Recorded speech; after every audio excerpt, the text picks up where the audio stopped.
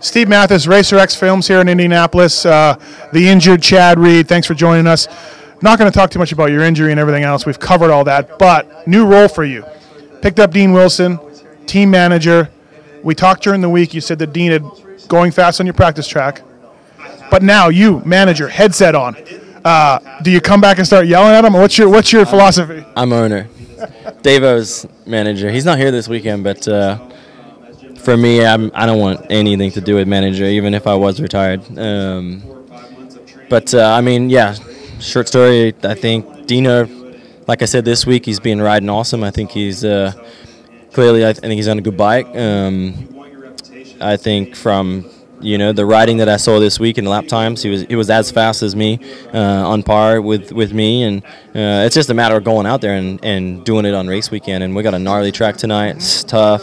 It's making even the good guys look average. So it's just about trying to get through this first weekend, enjoy the experience, not try to get too lost, and just try to have some fun somewhere in there.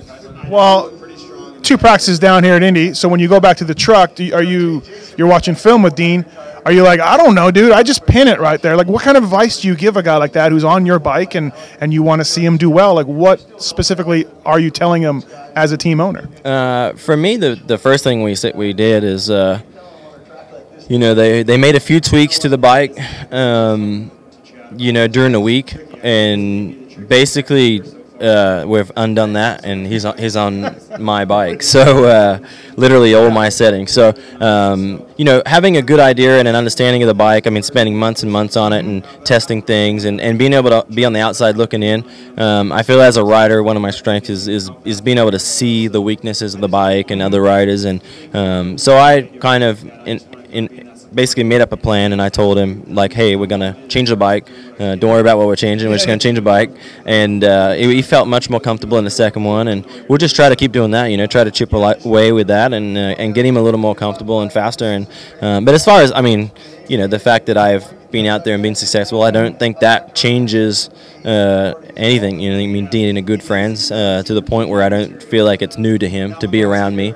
So I think there's a lot of pressure, mainly from, I think, the pressure that he puts on himself. He's had a tough few years.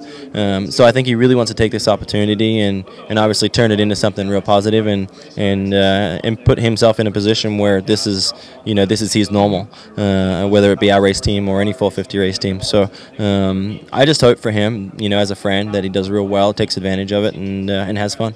The real question I have is, tonight, you get the headset on, do you go in the team manager's tower, and when you're up there, how frustrated will you be that you can't be out there? Yeah, right. But I've been in the stands, and then stands are obviously starting to get people in there, and it's starting to get a little crazy. So I think tonight I actually might go to the manager's stand, and just so I can, be there, see it, and be here as a team owner, not as the celebrity guy that everybody wants to keep coming to tap me on the shoulder and get pitches and whatever. And I feel rude, just saying no, I'm watching. But so I'll try to do my part and be out there and contribute as a team owner.